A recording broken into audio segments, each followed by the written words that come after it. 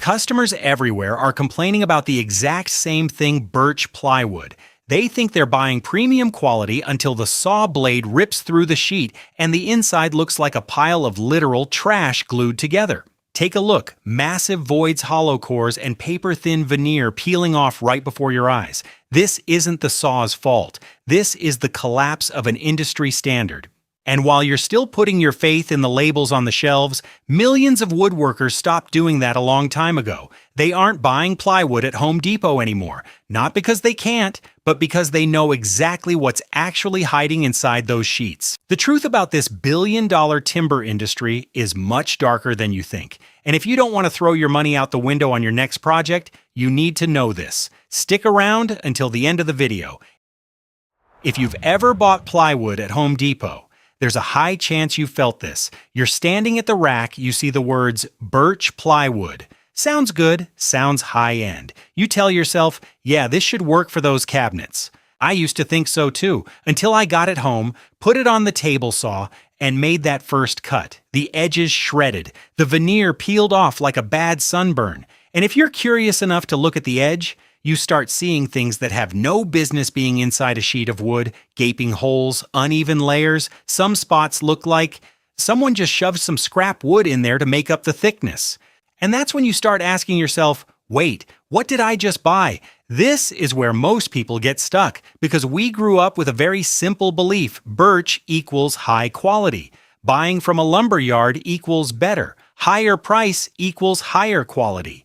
It sounds logical, but in reality, it's just not. Plywood doesn't work that way.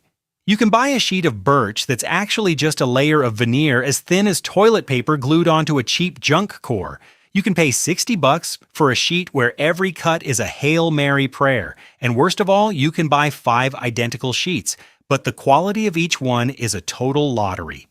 There's a saying in the trade: not every board betrays you immediately. Some wait until you're almost finished.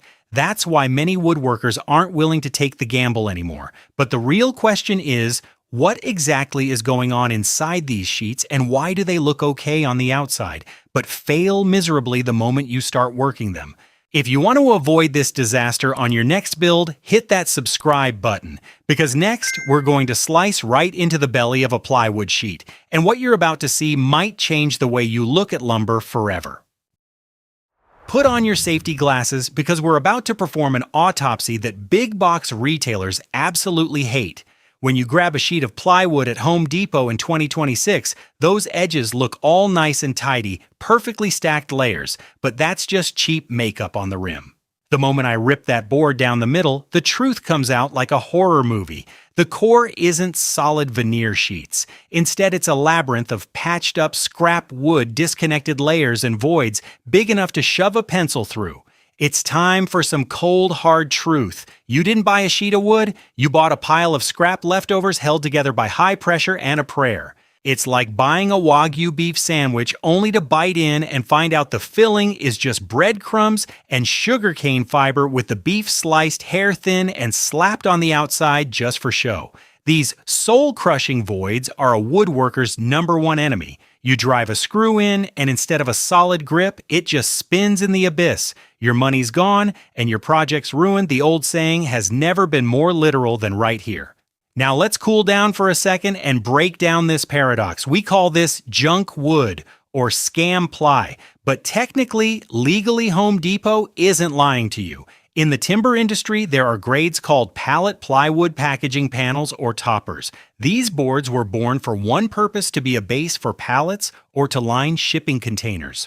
Their job is to be tossed around, stepped on, and then thrown away. They were never engineered to be your high-end kitchen cabinets or your living room desk. The truth is, it's not fake. It's just something that was never meant for you. Manufacturers still call it birch plywood because the face veneer is technically birch, even if it's only 0.3 millimeters thick. They aren't lying, they just forgot to mention that the core is made of whatever trash was left on the factory floor. They're selling a low-grade product with a high-end name, and we woodworkers in a hurry fell for the trap because it's convenient and cheap. It's a game where the house always wins. You think you're saving $20 a sheet? Wrong. You're trading 20 years of your reputation for a pile of glue-pressed sawdust. I know the old-timers are going to chime in. I've used it my whole life. You just don't know how to pick 'em. Look, let's be real. When was the last time you found a perfect sheet without flipping through the entire rack at Home Depot? Or are we just lying to ourselves to accept a standard that's circling the drain? But why does the name Birch have such a psychological grip on us? Why do we hear Birch and automatically think premium? Don't look away, and if this bitter truth hits home, hit subscribe now. Because next, I'm going to expose the biggest scam in plywood history, why the birch you're buying isn't actually the birch you think it is. This is where everyone, even experienced DIYers, gets played without even realizing it. You see the label Birch Plywood, and your brain automatically fills in the blanks, oh, birch wood, must be good. Sound familiar? I used to be right there with you. But the truth is, that birch label is usually just talking about the skin, not the guts, not the structure, not the quality. To put it bluntly, it's like buying a beautiful cake that's 90% air on the inside. Let's separate the two because this is the part most buyers never get explained. One big box birch plywood. The surface birch veneer, thin, pretty, looks fine. The core could be pine, could be poplar, could be a mixed mystery wood, fewer layers, uneven, full of voids. It's got a premium face on a budget body. Two Baltic birch. This is what real woodworkers mean when they talk about birch. Many thin layers, a lot of layers. Every single layer is actual birch, pressed tight, virtually zero voids. You cut the edge and the difference hits you instantly. One side looks like a perfect stack of crepes. The other side, thick here, thin there, and some parts are just missing. And here's the part that's going to sting. 90% of people buying birch plywood have never actually bought real birch. Not because they can't afford it, but because the market is designed so you don't need to know the difference. You see the word birch, and you assume the rest. I've seen it 1,000 times. Someone buys this stuff for a cabinet. They cut it, see the ugly core, but use it anyway because they're already all in. Then comes the finish. The edges look like trash. The voids show up, and that's when you realize you didn't just buy the wrong material, you built on a broken foundation. There's a legendary saying in the shop, you can't put a good finish on a bad foundation. Plywood is your foundation. If the core is unstable, everything you do on top is just decorating a disaster. This is why serious woodworkers are changing how they shop. They don't ask how much anymore. They ask what's inside. I know people will jump in and say, Baltic birch is double, even triple the price. Who can afford that? True, it's expensive. But ask yourself, what's the cost of rebuilding an entire kitchen when those hollow core cabinets start warping? What's your reputation worth? Do you want to be a real woodworker or just someone gluing scrap wood together? But even if you get the difference between face birch and Baltic birch, there's still one more issue that leaves people frustrated. The veneer is so thin, it's almost impossible to work with. And that's exactly what we're stripping down next. If this is starting to sound way too familiar, you know what to do. Stick around because it's about to get even more real. If you thought you were suffering enough with that hollow core, welcome to the next level of DIY hell, the surface veneer. In 2026, the veneer on big box plywood has reached a level of thinness that is just plain insulting. We're talking about a thickness of roughly 0.3 to 0.4 millimeters. To put that in perspective, it's thinner than a credit card. Honestly, it's more like a couple of sheets of printer paper stacked together. When you work with this stuff, let's be real, you're not doing woodwork. You're playing a survival game called Don't Shred the Veneer. 1 second of distraction at the table saw, and the edge of your board will come out looking like it was chewed on by a grizzly bear. And the real nightmare starts during the sanding phase. You pick up your sander just starting to feel that smoothness, and then game over. You've sanded right through the veneer, exposing that ugly grayish scrap wood core underneath. At this point, there is no saving it. No wood filler, no paint is going to hide that. You might as well toss the whole sheet into the fireplace. I know you guys share all kinds of hacks to survive this, like tape the cut line with masking tape. Sure, it helps. Score the line with a utility knife first. Great idea. Invest in a $150 80-tooth finishing blade. Absolutely. But listen, even if you're a master technician, all those tips are like trying to stitch a gaping wound with rotten thread. If the base material is garbage, high-end technique only makes the failure a little less painful to look at. You're spending twice the time fighting a material that doesn't deserve your effort. You can't polish a turd, and this Home Depot special really doesn't fit the standards of a craftsman who actually gives a damn. So if Home Depot plywood is this bad, why are they still the biggest game in town? Why are they thriving while professional woodworkers are crying into their sawdust? Don't be so quick to blame or turn your back on Home Depot just yet, because the truth I'm about to drop will flip your entire perspective. Hit subscribe for the next plot twist. The real problem isn't Home Depot. It's a much bigger system that you're accidentally supporting. After hearing me trash the wood quality, I bet some of you want to grab your receipt and go yell at a Home Depot manager. But hold on, take a breath. If you do that, you're yelling at the mailman. The truth might make you feel a little itchy. What is Home Depot? They're a massive logistics machine, not a family-run lumber yard. Do you really think there's an expert standing there checking every board, measuring veneer thickness, and spotting voids before they hit the racks? Forget it. They buy in thousands of lots, millions of sheets from manufacturers all over the world, from China to Brazil. The quality control QC happens at the factory, where the pressure to cut costs to get on a Home Depot shelf is the top priority. When cheap is the goal, quality is the first thing led to the chopping block. So remember, this Home Depot doesn't sell bad plywood. They sell everything. Here's the reality check. The problem isn't what they put on the shelf. It's that we, the buyers, walk in there with a fatal level of naivety. We don't know how to grade lumber. We see a clean, white-faced board and automatically label it as premium.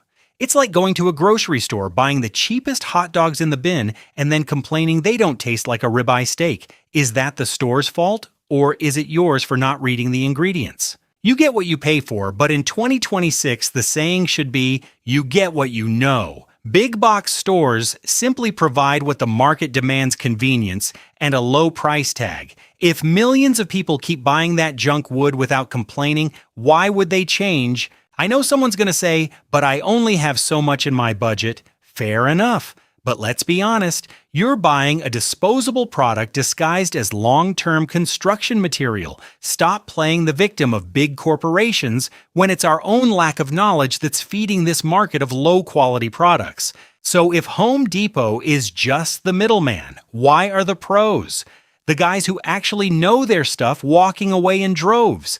Have they found some promised land of lumber, or did they discover a truth about the timber industry that's even more alarming? Hit subscribe so you don't miss the core of this whole video. Right now, I'm going to lay out the real reason why woodworkers are abandoning Home Depot in 2026, and it's a shift that can't be reversed. We've been through the emotional ringer on this one. Now let's bring it all together to answer the million-dollar question.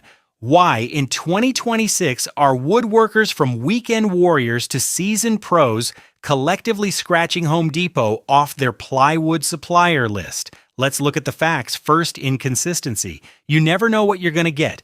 The top sheet on the rack might look okay, but the third one down is a warped disaster. Inconsistency is the ultimate enemy of precision woodworking. Second, the Swiss cheese factor. Those voids in the core don't just weaken the structure. They're a ticking time bomb for any high-end furniture project. Third, the vanishing veneer. There is zero margin for error. You aren't allowed to make a mistake. And in the real world, everyone messes up at least once. Fourth, misleading labels. Birch isn't birch. Construction grade doesn't mean it's built for everything. You think you're buying a solution, but you're really just guessing. And fifth, time. The time spent cherry-picking every single sheet. The time spent fixing material defects. The time spent rebuilding when everything falls apart. Here's the reality. Woodworkers don't just sell furniture. They sell time and reliability. And this kind of plywood robs you of both. In this business, time is money. If you waste 2 hours just to find 5 decent sheets, the real cost you're paying is way higher than buying the premium stuff at a dedicated lumber yard. Many pros have realized they can't bet their lifelong reputation on a plywood lottery. You can explain the design to a client, but you can't explain why their $5,000 table is delaminating after 3 months because of a garbage veneer. I know some will say, I'm just a DIYer in my garage, I don't need the fancy stuff. Trust me, your time is just as valuable as a pro's. Why choose to torture yourself with a material that's basically designed to fail the moment you buy it? So if they aren't at Home Depot, where did those millions of woodworkers go? What are they finding in those secret spots you've never heard of? Don't worry, I won't leave you stranded with a pile of scrap. Hit subscribe now for the final chapter, where I'll show you the roadmap out of this trap and toward the plywood that actually deserves your hard-earned cash. So after realizing they were playing the lumber lotto at big box stores, what did the pros do? They didn't sit around and complain. They changed the game. Let me show you how the guys who actually make a living with wood are operating in 2026. Option 1. Find the holy grail, the local lumber yard. Instead of hitting Home Depot because it's on the way, find a dedicated lumber yard. They don't sell washing machines or shower heads, they sell wood. The biggest difference, they let you order by technical grade. But don't be naive, not all yards are created equal. Pros always ask to see the source tags to make sure it's not just relabeled junk. Option 2. Hunt for purebred Baltic birch. Learn to call it by its real name. Don't ask for birch plywood. Ask for Baltic birch B/BB or BB/BB grade. I'll say it again, it has to be 100% birch through and through. Don't let a pretty face fool you. The golden rule. Don't look at the face, look at the edge. If there's one thing you need to remember to save your skin, it's this: never trust the face veneer. Always check the stack. The edge never lies. If you see thin uniform layers with zero voids and no dark mystery wood filler that's 24 karat gold right there, but if the edge looks like a cheap wafer cookie that ants have been chewing on, walk away. Don't let that shiny veneer cloud your judgment. Remember, the retailers know exactly what they're selling. You're the only one who doesn't know what you're buying. A pro would rather pay 30% more for 100% peace of mind than save a few bucks and lose a whole week of work to delamination. I know some of you are saying, I don't have a lumber yard near me. In that case, you gotta learn to survive. Bring a digital caliper to the store and measure that veneer. Thinner than 0.5 millimeters. Leave it on the shelf for someone else. Do you have the guts to do that, or are you too worried about the store employees looking at you like you're an alien? Knowing how to pick wood is just step 1. The real secret is how you handle it to create pieces that leave clients speechless. If this info just saved you thousands in ruined lumber, hit that subscribe button, because right after this is the conclusion, the future of woodworking, and your final decision. At this point, it's not just about sheets of wood anymore. It's about standards. In 2026, the world is moving faster than ever, and big corporations are looking for every possible way to cut corners. But as a woodworker, whether you're a pro or a weekend warrior, you are the final gatekeeper for the quality of your work. There's a quote I love: "The bitterness of poor quality remains long after the sweetness of low price is forgotten." Don't let a cheap sheet of plywood tarnish the name you've worked so hard to build. Millions of woodworkers out there chose to walk away, not to boycott a brand, but to protect the pride of the craft. What about you? Have you ever tasted the bitter fruit of big box lumber, or do you have a secret local spot for the good stuff that you're gatekeeping? Smash that comment section and share your experience. Don't forget to hit subscribe and turn on notifications, because we'll be back to expose more construction materials in the future. Your knowledge is your best weapon against industry scams. Before I go, this video is based on the real-world experiences of many woodworkers and market data. As of 2026, Home Depot and other retailers are still great sources for many other things. Quality can vary by region and batch. Always be a savvy consumer and check your materials before you start your build. Thanks for hanging out with me until the very end. I'll see you in the next one.